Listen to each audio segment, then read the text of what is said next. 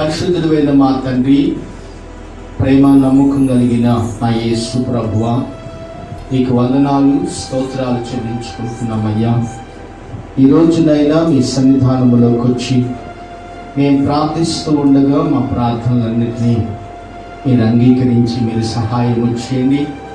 ఆయన ఈరోజు పునరుత్థానపు ఆరాధనలో అయ్యా మీరు మాకు ఇచ్చిన గొప్ప భాగ్యము కొరకే స్తోత్రాలు చెల్లించుకుంటున్నాం. దేవా, పాటల ద్వారా ఇంతవరకునైనా మీరు మహిమపరచబడ్డారు. వాక్యము చేతనైనా మీరు మా అందరితో మాట్లాడి మీరు మహిమ తెచ్చుకోమని ప్రార్థన చేసుకుంటూ యేసుక్రీస్తు అతి శ్రేష్టమైన నామములో అయ్యా ప్రార్థిస్తూ ఉన్నాం. అనేకులు నాయనా నీ బిడ్డలు విని ఆత్మీయమైన మేలు పొందుకోవటానికి సహాయం చేయమని యేసుక్రీస్తు నామములో ప్రార్థన పూర్వకంగా సిద్ధపాటు కలిగి మీ సన్నిధిలో అడిగి వేడుకొని పొందుకొని ఉన్నాము తండ్రి. ఆమేన్. ఆమేన్. మన రక్షకుడును యేసుక్రీస్తు నామములో అందరికీ వందనాలు. దేవుని వాక్యములో నుంచి కొన్ని విషయాలని మనం చదువుకున్నాం. ఈరోజు ప్రభువైన యేసుక్రీస్తు వారు పునరుద్ధానుడై తిరిగి లేచాడని మనం అందరం కూడా ఆరాధన చేస్తూ ఉన్నాం. మార్కు సువార్త 16వ అధ్యాయము 1 నుంచి 6 వచనాల దాకా మనం చదువుకుంటే అక్కడ కొన్ని భాగాలు మనకు కనపడతాయి. మగ్దలేని మరియా, వేరొక మరియా, తల్లి అయిన మరియా వారు సమాధి దగ్గరికి వెళ్ళారని, ఆ సమాధి దగ్గర వాళ్ళు సుగంధ ద్రవ్యాలు తీసుకొని వెళ్తున్నప్పుడు ఆ సమాధి దగ్గరికి వెళ్ళిన తర్వాత అక్కడ రాయి పొర్లించుట చూశారు. వాళ్ళు అనుకుంటున్నారు, అయ్యో ఇంత పెద్ద రాయి ఎవరు పొర్లించారు, మరి ప్రభు ఏమయ్యాడు, సమాధిలో లేడు కదా అని ఒకరిని ఒకరు అనుకుంటూ ఉండగా అక్కడ దేవదూతలు కనపడతారు. అదిగో ఆయన ఇంకా సమాధిలో లేడు, ఆయన చెప్పినట్టుగానే లేచి ఉన్నాడని ఈ లేఖనంలో మనం చూడగలుగుతాం. ఒక విషయాన్ని గమనించండి. యేసు ప్రభు లేచుట ద్వారా ఏంటంట, యేసు ప్రభు పునరుద్ధానుడై తిరిగి లేచుట ద్వారా మనుషులందరికీ కొన్ని విమోచన దొరికిందంట. ఆమేన్. చూడండి, ఈ లేఖన భాగాన్ని మనం చూడగలిగితే యేసు ప్రభు ఈ పునరుద్ధానుడై లేవకపోతే, ఎవరు లేకపోతే అంట, యేసు ప్రభు పునరుద్ధానుడై తిరిగి లేవకపోతే మరి మనుషులకు విమోచన కలిగేదా? యేసు ప్రభు పునరుద్ధానుడై తిరిగి లేవకపోతే చాలా మందికి నిరీక్షణ ఉండేది కాదు. అయితే యేసు ప్రభు పునరుద్ధానుడై తిరిగి లేచడం ద్వారా మానవులమైన మనందరికీ కూడా విమోచన, విడుదల, నిరీక్షణ కలిగేటట్టు ప్రభు చేశాడు. ఆమేన్.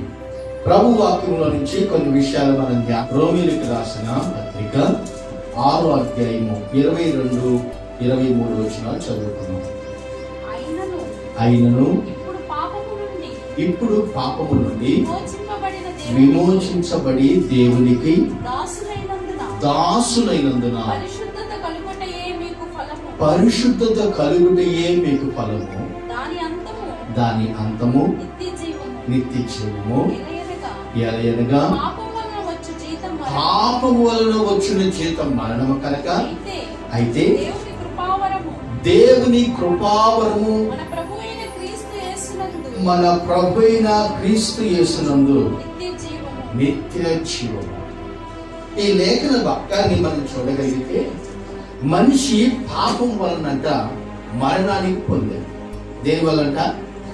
పాపం అనే మరణములో బంధించబడి మనుషులందరూ కూడా మరణానికి అప్పగించబడుతుంటే యేసుక్రీస్తు మరణము ద్వారా, ఎవరి మరణం ద్వారా?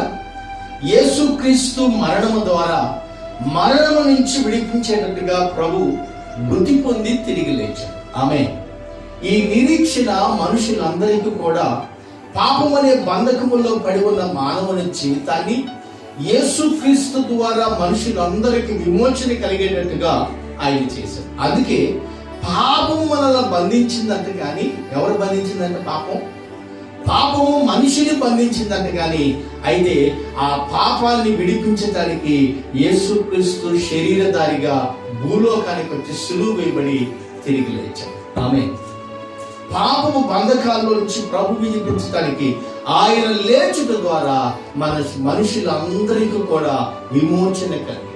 అందుకే దేవుని వాక్యాన్ని మనం చూడగలిగితే ఆయన మన ప్రభు అయిన యేసు క్రీస్తునందు నిత్యజీవం. ఎవరు ఏందంట? యేసు ప్రభువు నందు నిత్యజీవం మనకు దొరుకుతుంది. చూడండి, ఉచితముగా మనకి, లేకపోతే ఏదైనా విహారయాత్రలకు కానీ లేదంటే ఏదైనా ప్రదేశాలు చూడాలంటే కొన్ని ప్రాంతాలకు వెళ్తే టికెట్లు ఉంటుంది. అవునా కదా?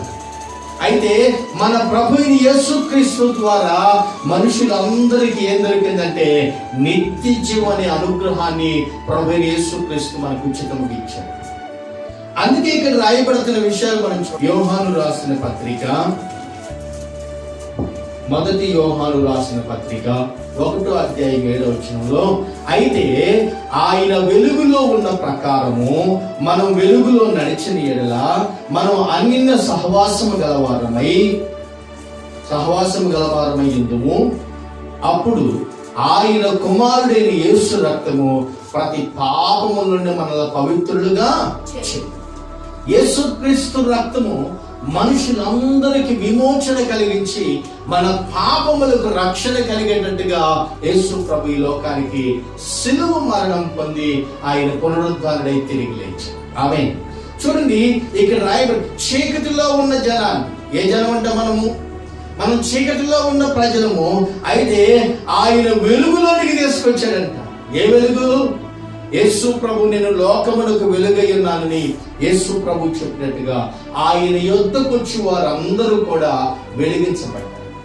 ఈరోజు ప్రభుని యేసుక్రీస్తుని ఎవరైతే నమ్మామో, ఎవరైతే యేసుక్రీస్తునందు విశ్వాసం ఉంచామో, ఎవరైతే యేసుక్రీస్తునందు నమ్మిక కలిగి ఉన్నామో, మన పాపములకు విమోచన కలిగించడానికి యేసు ప్రభు విడుదల కలిగించేశారు. చూడండి, మనం ఎవరు నెరవేర్చలేరు. అయితే యేసుక్రీస్తు ద్వారా ధర్మశాస్త్రము నెరవేర్చబడటానికి బైబిల్ వచనంలో రాయబడుతుంది. చూడండి, బైబిల్ గలతీయులకు రాసిన పత్రిక 2వ అధ్యాయం 16వ వచనం,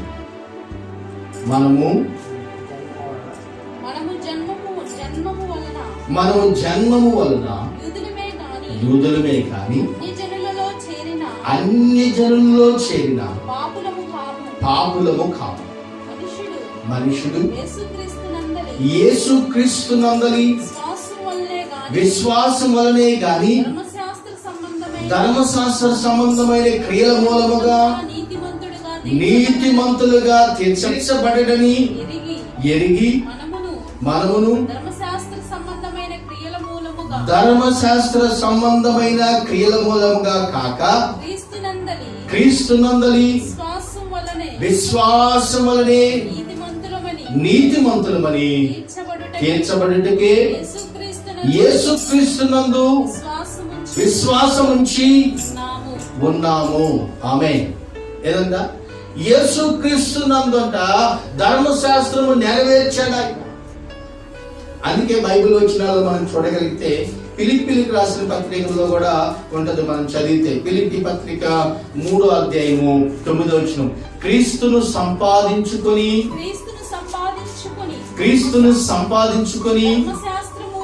ధర్మశాస్త్ర మూలమైన నా నీతిని గాక క్రీస్తునందలి విశ్వాసం వలనైన నీతి అనగా విశ్వాసమును బట్టి దేవుడు అనుగ్రహించు నీతి గలవాడనై ఆయన యందు అగపడు నిమిత్తమును. ఏదంట? దేవుడంట క్రీస్తు యేసు ధర్మశాస్త్రం మూలముగా కాక యేసు ప్రభువు నందే మనం నీతిమంతులుగా మార్చబడ్డాం. ధర్మశాస్త్రం మూలంగా మనం ఎక్కడ నీతిమంతులుగా చేయబడటానికి ఇష్టపడలేం. ఎందుకు అంటే ధర్మశాస్త్రంలో 10 ఆజ్ఞలు రాయబడి ఉంటాయి. ఆజ్ఞలన్నీ నెరవేర్చాలి. ఒకటి తప్పిపోయినా మనిషి పాపాత్ముడు. అయితే ప్రభు యేసుక్రీస్తు ద్వారా మనం అన్నిటినీ నెరవేర్చడానికి మన ప్రభు యేసుక్రీస్తు మనందరి కొరకు తాను తగ్గించుకున్నాడు. చూడండి, బైబిల్ రోమీయులకు రాసిన పత్రిక 3వ అధ్యాయము 19వ వచనము, అక్కడి నుంచి 19, 18, 19, 20 వచనాలు చదువుకున్నాం.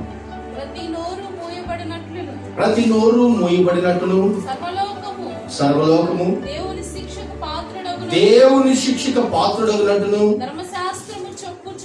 ధర్మశాస్త్రము చెప్పుచున్న వాటినన్నిటిని ధర్మశాస్త్రమునకు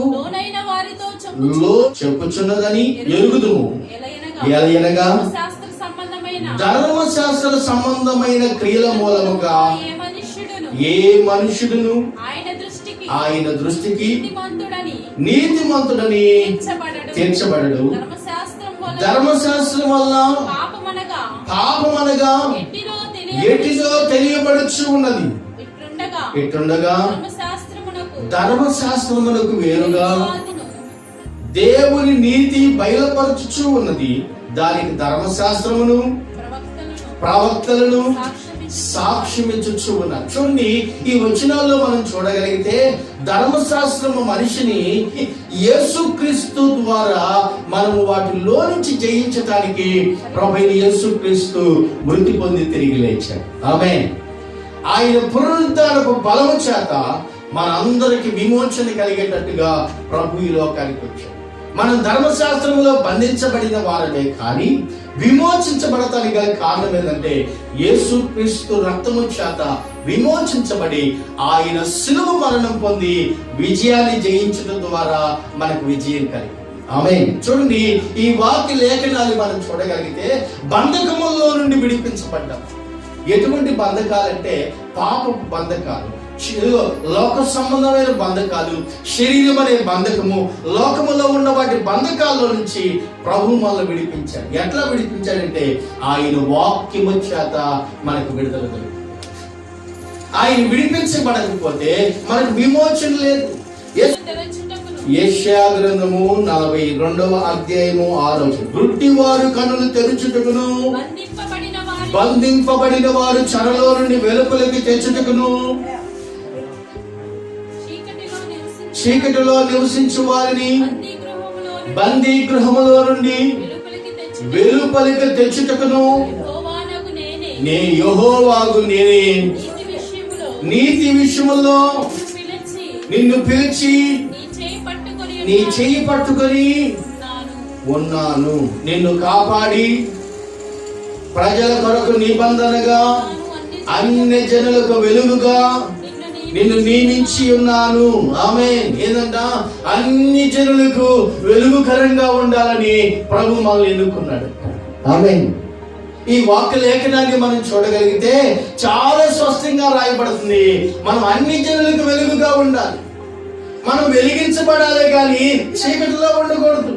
యేసు ప్రభు మనల్ని చీకటిలో నుంచి వెలుగులోకి తీసుకొచ్చాడు. ఆమేన్. అందుకే ఈ వాక్య లేఖనాన్ని మనం చూద్దాం. దేవునికి స్తోత్రం. హల్లెలూయా. చూడండి, ఆయన మనకు తోడై ఉంటానని వాగ్దానం చేశాడు. ధర్మశాస్త్రాన్ని నెరవేర్చలేంది ఎవరు కూడా దాన్ని నెరవేర్చలేంది యేసుక్రీస్తు నెరవేర్చాడు. ఆమేన్. యేసు ప్రభు అంట బంధించబడిన వారిని విడిపించాలని ఆయన సులువు మేకుల చేత బంధించబడ్డాడు. ఆమేన్. ఆయన పునరుద్ధరణై తిరిగి లేవడం ద్వారా మరణం ఆయన బంధించాలని చూసింది కానీ ఆయన మరణాన్ని బంధించి తిరిగి లేచాడు. ఆమేన్. హల్లెలూయా. మరణం ఆయన బంధించాలని చూసిందంట. ఏం చేసిందంటే మరణం ఆయన బంధించాలని చూసింది కానీ ఆయన మరణపు ముళ్ళుని విరిచాడు. చూడండి, లేఖన వచ్చినాన్ని మనం చూడగలిగితే యోహాను రాసిన పత్రికలో 3వ అధ్యాయము 8వ వచనం. అపవాది మొదట నుండి పాపము చేయువాడు గనుక పాపము చేయు ప్రతి వాడును అపవాది సంబంధి. ఎవరంట? పాపం ఎవరైతే చేస్తారో వాళ్ళు అపవాది సంబంధులే. యేసు ప్రభు మనల్ని పాపము చేయనీయకుండా బ్రతకాలని ఆయన చూస్తున్నాడు. ఆయనలో పాపం ఉందని ఎవరు చూపించలేకపోయారు. ఆయన 33.5 సంవత్సరము భూమి మీద నడిచిన కాలంలో ఎవరు కూడా ఆయనలో పాపం ఉందని స్థాపించలేకపోయారు. ఆయన సవాల్ చేసి చెప్పాడు, ఇదిగో నాలో మీరు ఎవరైనా పాపం ఉందని చూపించమని యేసు ప్రభు అందరికి మాట చెప్పాడు. ఇప్పటికి కూడా ఎవరు యేసుక్రీస్తులో పాపం ఉందని చూపలేకపోతున్నారు. ఎందుకో తెలుసా? ఆయనలో పాపము లేదు. ఆమేన్. హల్లెలూయా. ఆయనలో పాపము లేదు. మరణం ఆయన బంధించాలని చూసింది కానీ మరణాన్ని ఆయన తిరిగి జయించలేచాడు. బంధకాల్లో నుంచి మనందరిని విడిపించడానికి, మరణ బంధకాల్లో నుంచి ప్రభువైన యేసుక్రీస్తు ద్వారా ఆయన ఎలాగ తిరిగి పునరుద్ధరణై లేచాడో మనము కూడా ఆ పునరుద్ధరణలో ప్రభు పిలిచినప్పుడు మనం అందరి రెప్పపాటులో లేకపోతాం. ఆమేన్. గలతీయులకు రాసిన పత్రిక 3వ అధ్యాయము 13 నుంచి 16 వచనాల దాకా మనం చదువుకున్నాం. నేను చెప్పినది ఏమనగా ఆత్మానుసారంగా నడుచుకోండి, అప్పుడు మీరు శరీర ఇచ్ఛలను నెరవేర్చరు. 17వ వచనం, శరీరము ఆత్మకు, ఆత్మ శరీరముకు విరోధముగా ఉపేక్షించును. ఏదంట? ఆత్మ శరీరం వేరు. శరీరం ఏం చేసిందంటే పాపాన్ని చేయాలని చూస్తూ ఉంటది, లోకానుసారంగా నడవాలనుకుంటది, ఇంకా సేపు నిద్రపోదాలే, ఇంకొంచెం పనికి వెళ్దామని ఆలోచన కలిగి ఉంటుంది శరీరం.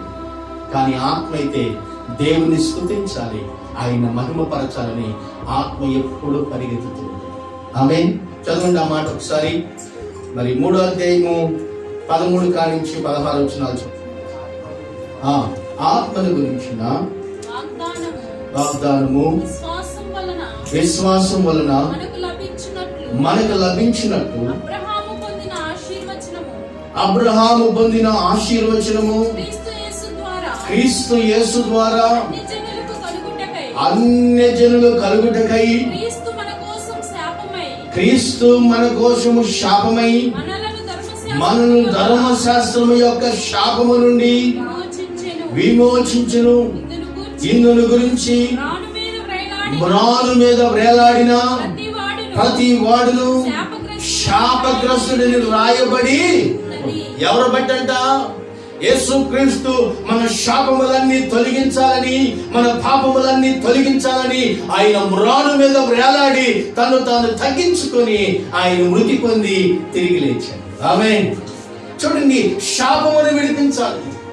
ఏమండి, ఎవరన్నా డబ్బులు అయితే ఇవ్వగలుగుతారు, మా శాపం తొలగించండి అని ఎవరి దగ్గరికి పోయినా వాళ్ళైతే మానవులు పాపములను శాపములను తీసివేయగలిగిన వాడు ప్రభువైన యేసుక్రీస్తు ఒక్కడే. ఎందుకనంటే ఆయన అధికారం ఉంది కనుక. మనుషులందరి మీద ఆయనకు అధికారం ఉంది. సృష్టిని తయారు చేసిన వాడు ఆయనే.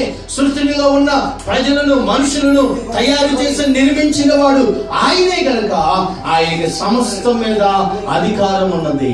ఆమేన్. ఈరోజు అందుకే దేవుని వాక్యంలో రాయబడుతున్న విషయాలని మనం చూడగలం. ఆయనకి అధికారం ఉంది కనుక ఆ అధికారానికి లోపడతాం. ఆమేన్. చూడండి, దేవుని వాక్యాన్ని ఒకసారి మనం స్పష్టంగా చదువు. మనల్నంట శాపము నుండి విడిపించడానికి యేసుక్రీస్తుయే మనిషి రూపంగా ఆయన శిలువ మీద ప్రేలాడి శాపగ్రస్తుడిగా మార్చాడు. ఎవరి కోసమండి? మన కోసం. మన అందరి నిమిత్తము ఆయన మన కొరకు మరణము నొందినంతగా తను తాను తగ్గించుకోవటానికి ఇష్టపడ్డాడు. మనం ఎవరో ఆయనకి తెలియదండి. మనం ఎవరో ఆయనకి తెలుసు. ఆయన ఎవరో మనకు తెలియకపోయినా మనం ఆయనకు తెలుసు కనుక ఆయన మనందరి నిమిత్తము తను తాను తగ్గించు. చూద్దాం బైబిల్ వచనాల్లో సాతానుపై మనకేం చేశాడంటే విజయాన్ని కలగచేశాడు. చదువుతారా బైబిల్? ప్రకటన గ్రంథము 12వ అధ్యాయము 11వ వచనం. వారు గొర్రె పిల్ల రక్తమును బట్టి తామిచ్చిన సాక్ష్యమును బట్టి వారు జయించి ఉన్నారు గాని మరణం వరకు తన ప్రాణములను ప్రేమించిన వారు కారు. ఆమె ఈ వచనాన్ని మనం చదవగలిగితే గొర్రె పిల్ల రక్తములో కడగబడ్డాం. ఏ రక్తం అంటండి? యేసుక్రీస్తు గొర్రె వలె మౌనిగా తను తాను తగ్గించుకొని ఆయన మన అందరి నిమిత్తమై తన రక్తమును ధారపోసినప్పుడు గొర్రె పిల్ల రక్తముగా ఆయన వధించబడ్డాడు. ఆయన వధించబడటం ద్వారా మనుషులందరికంట విమోచన కలిగింది. ఇదిగో గొర్రె పిల్ల రక్తము చేత మీరు విమోచించబడ్డారు. ఏదైతే మన జీవితంలో సాతానుపై జయము లేకుండా చేసిందో దేవుడంట వాటన్నిటిని జయించేటట్టు చేశాడు. ఆమేన్. యోహాను సువార్త 16వ అధ్యాయం 33వ వచనం. నా యందు మీకు సమాధానము కలుగునట్టు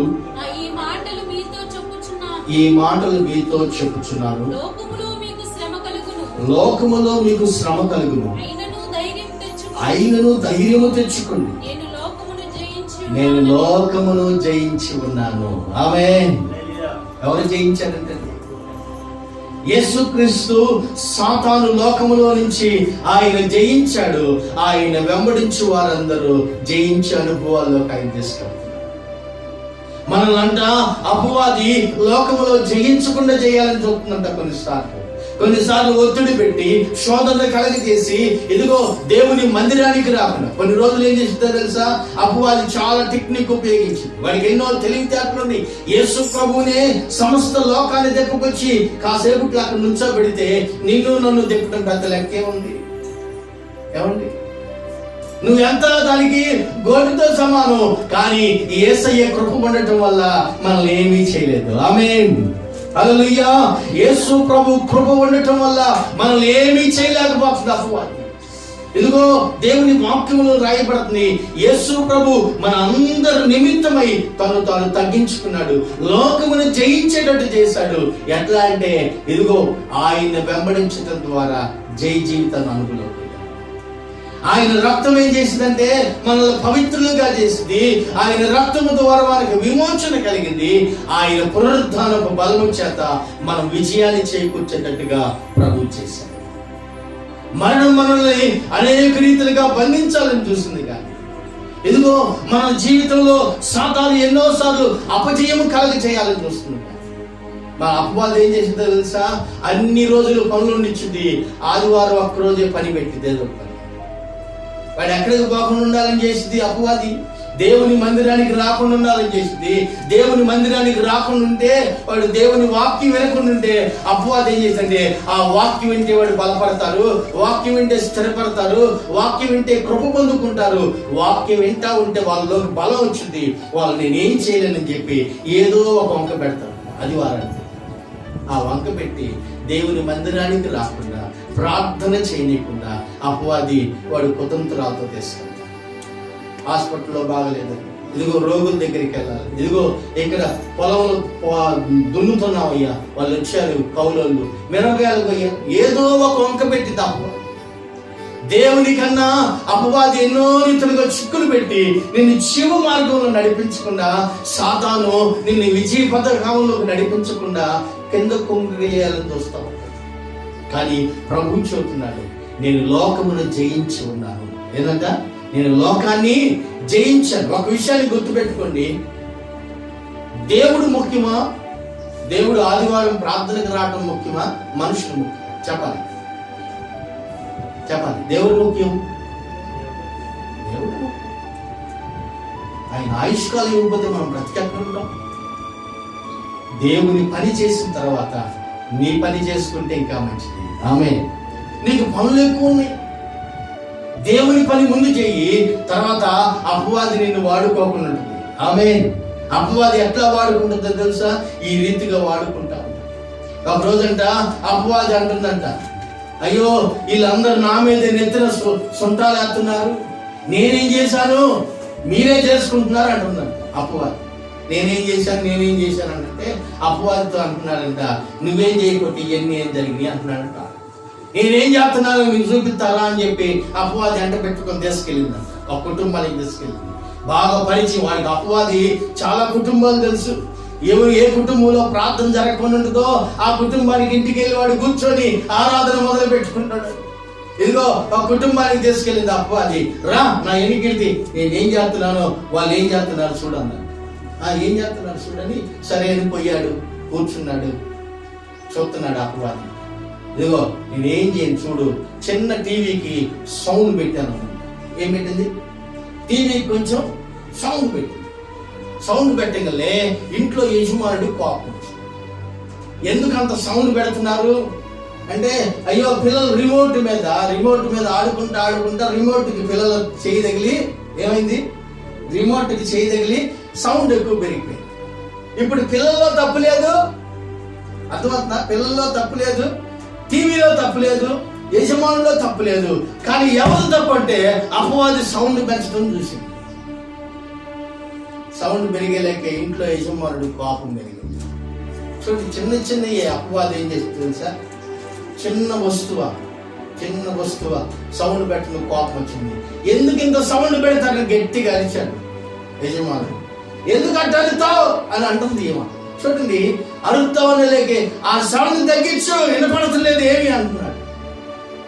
పిల్లల దగ్గరికి వచ్చి పిల్లలు సౌండ్ పెడతారని 2 బీకిందాం.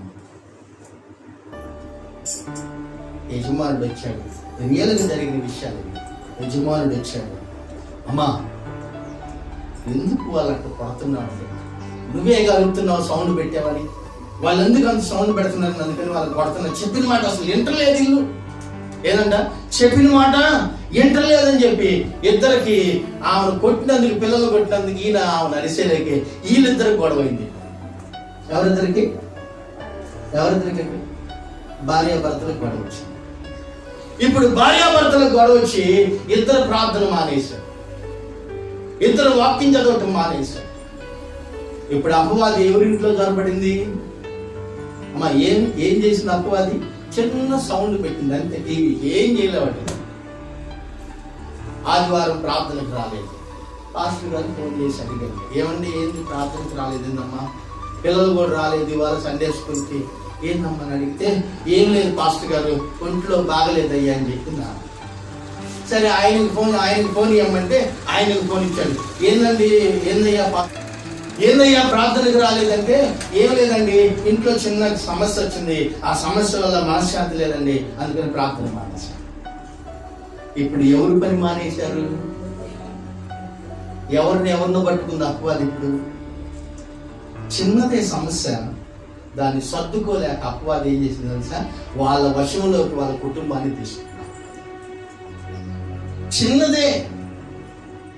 చిన్నదాని మనం అనుకుంటే అపవాదంట వాడి వశంలోకి తీసుకుని ఆ కుటుంబాన్ని ఈ ఆపుతుంది. ప్రార్థన లేకపోతే ఏం చేసిందండి? కుటుంబంలో ప్రార్థన లేకపోతే ఏం చేసింది? సమస్యలు రేపుతుంది. చిన్న సమస్యను కూడా పెద్దగా చూపించింది. భూతత్వంలో పెట్టి అపవాది చిన్న సమస్యను కూడా, చిన్న మాట కూడా లోపడలేవు. కాసేపు ఏదన్నా అన్నా అనుకో, చిన్న మాట కూడా లోపడలేవు. అపవాది మనల్ని అట్లా వాడుకొని దేవుని బిడ్డలుగా ఉండనీయకుండా మన జనం మధ్యలో మనల్ని ఏం చేస్తుంటే అపవిత్రులుగా బ్రతకటానికి, మనల్ని అమర్యాదగా నడిపించడానికి అపవాది అట్లా చేసింది. ఇప్పుడు పునరుద్ధానమైన బలం ఏం చేసిందంటే, యేసుక్రీస్తు రక్తములో కడగబడిన మనం ఎలా ఉండాలంటే, దేవుని చిత్తాన్ని తెలుసుకొని, ఇదిగో అపవాది మా కుటుంబంలోకి వచ్చింది, పో సాతానా, మేము లోబడమని చెప్పి ఒకరికొకరు సమాధానపడి ఆ భార్యాభర్తలో విధేయత కలిగి ఉంటే ఎంత బాగుండేది. చిన్న సౌండ్ అండి ఏం చేసింది? చిన్న సౌండ్.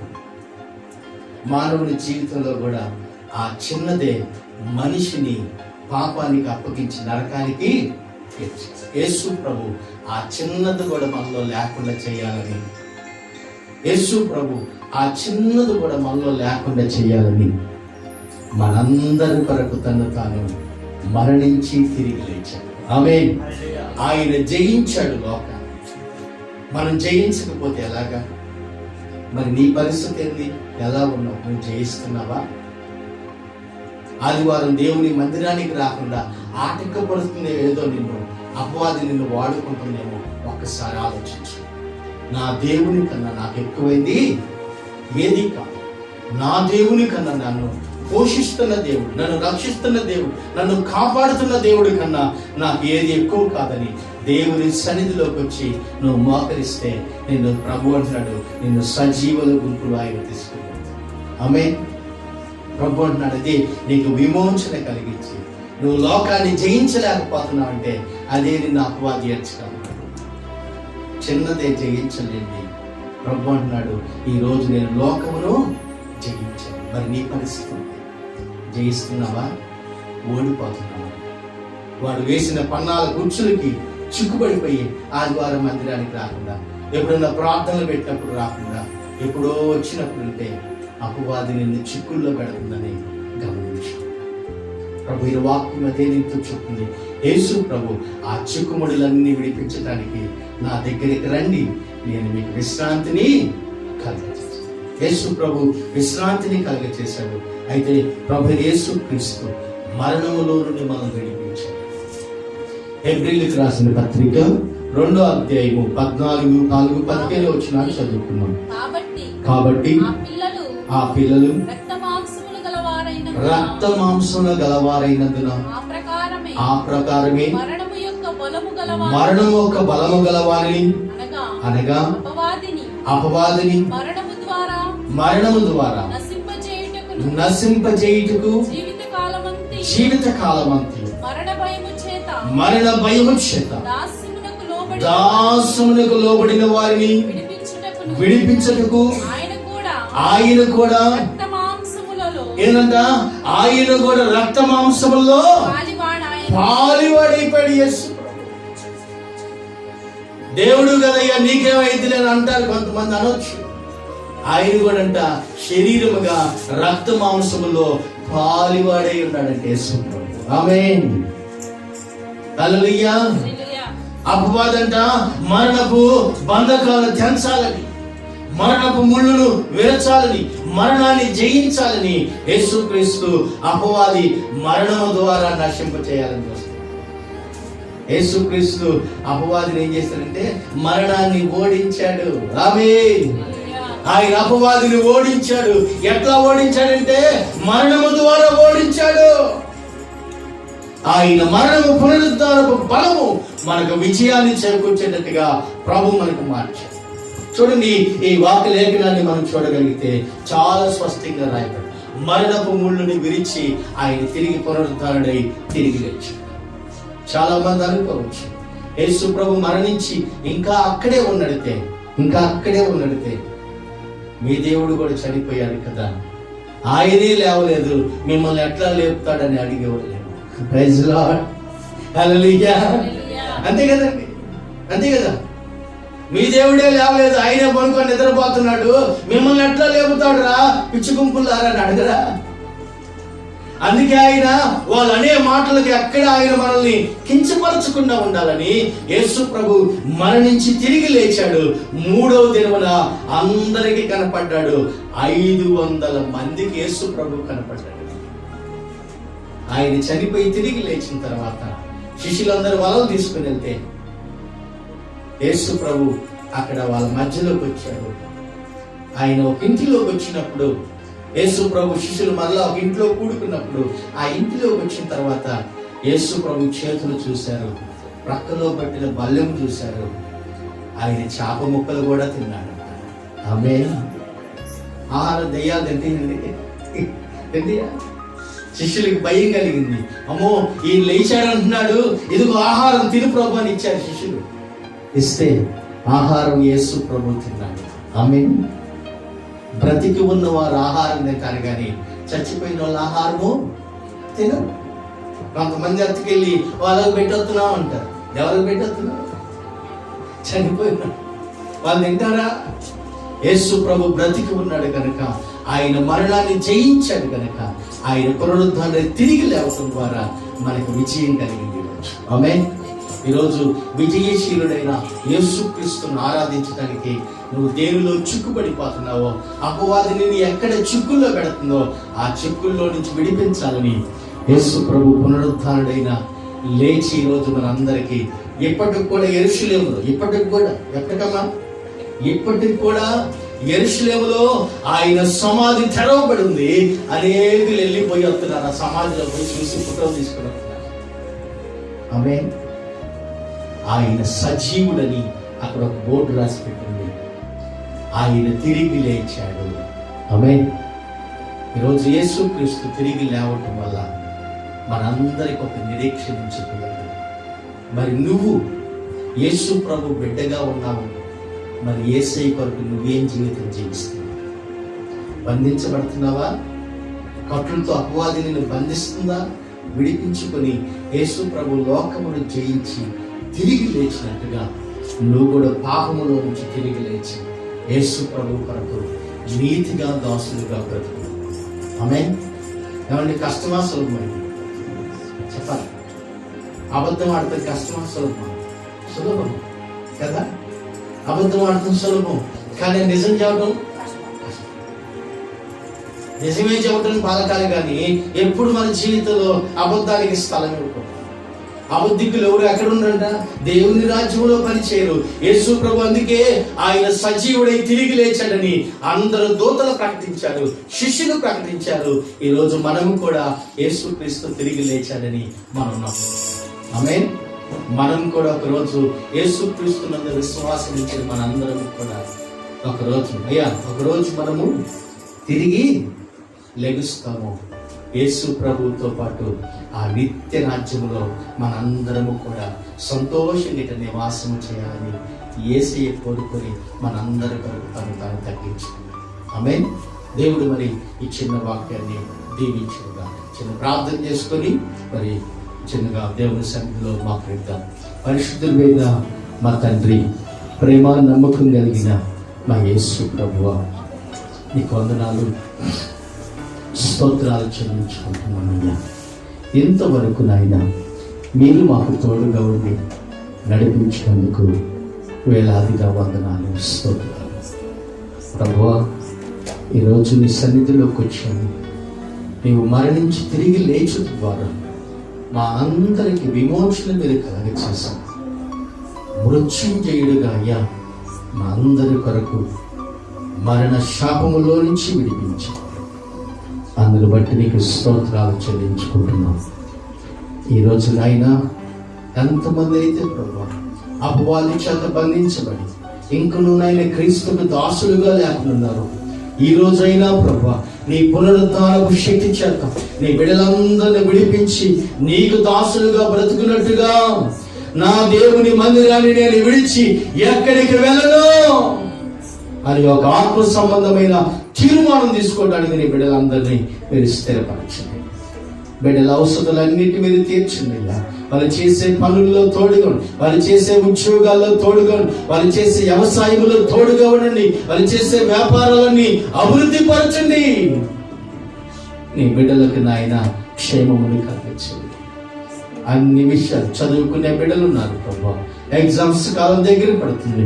బిడ్డలందరూ చదువుల్లో మంచి జ్ఞానముతో చదువుకొని మంచిగా రాయటానికి మంచి తెలివైన జ్ఞానము యవనస్తులకి బిడ్డలకు మీరు అనుగ్రహించమని ప్రార్థిస్తూ ఉంటామంటా.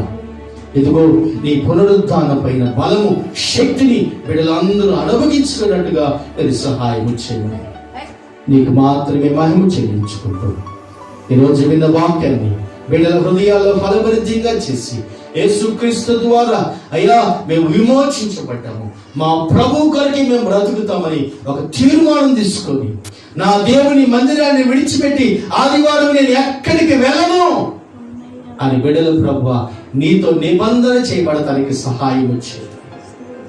నీకే మహిమ చెల్లించుకుంటూ మేము దేవుని కొరకు నమ్మకమైన వారిగా చేయమని నీ రాకడలో మేమందరం ఎత్తపట్టుకు సిద్ధపరచమని నీ రక్తములో కడగబడిన విమోచించబడిన ప్రజలముగా మమ్మల్ని ముద్రించినందుకు స్తోత్రాలు చెల్లించుకుంటూ యేసుక్రీస్తు నామములో ప్రార్థించి అడిగి వేడుకుంటున్నాము తండ్రి, ఆమేన్. మన తండ్రి అయిన దేవుడి దీవెన, కుమారుడు యేసుక్రీస్తు వారి కృప, పరిశుద్ధాత్మ దేవుడు అనిమైన సహవాసము సకల పరిశుద్ధులకు మనకును ఆయన పునరుద్ధానం బలమును అనుభవించమని అందరికను సకల పరిశుద్ధులకును సదాకాలము తోడై నడిపించునుగాక. ఆమేన్. మీ అందరికీ వందనాలు. మరియు